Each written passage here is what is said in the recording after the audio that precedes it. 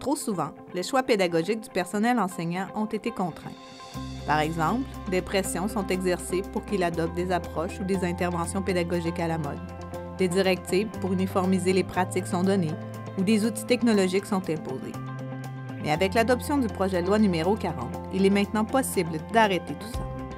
En effet, la reconnaissance de l'expertise pédagogique enseignante dans la loi sur l'instruction publique clarifie qu'on ne peut imposer des modalités d'intervention pédagogique au personnel enseignant. Et le ministre de l'Éducation est on ne peut plus clair à ce sujet. On ne considère pas les enseignants comme des gens qui suivent le manuel, des gens qui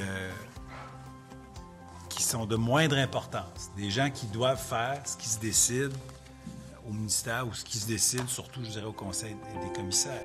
Mais dans les faits, qu'est-ce que ça va changer? Concrètement, ça veut dire que les résultats des recherches peuvent inspirer les choix pédagogiques, mais ne les dictent pas. Personne, ni les centres de services scolaires, ni les directions, pas plus que le conseil d'établissement ou tout autre acteur du milieu scolaire, ne peut imposer des approches ou des interventions pédagogiques aux enseignantes et aux enseignants. On ne peut non plus imposer des instruments d'évaluation, sauf pour les épreuves obligatoires ou liées à la sanction. Ces nouveaux droits sont en accord avec les attentes exprimées par la FSE-CSQ, basées sur les réponses des enseignantes et enseignants données lors d'une consultation d'envergure en préparation du colloque maître de notre profession.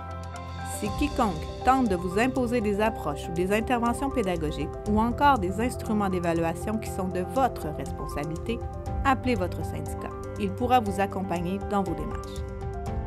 Il importe de souligner que cette autonomie individuelle doit s'exercer en tenant compte des encadrements locaux, comme les normes et modalités d'évaluation des apprentissages et le projet éducatif. À chacun de nous de trouver le nécessaire équilibre entre nos droits individuels et les décisions collectives. Après toutes ces années à réclamer le respect de notre expertise et de notre autonomie professionnelle, servons-nous de ces leviers pour faire respecter nos droits. Visitez le site web de la FSE-CSQ ou contactez votre syndicat pour plus d'informations à ce sujet.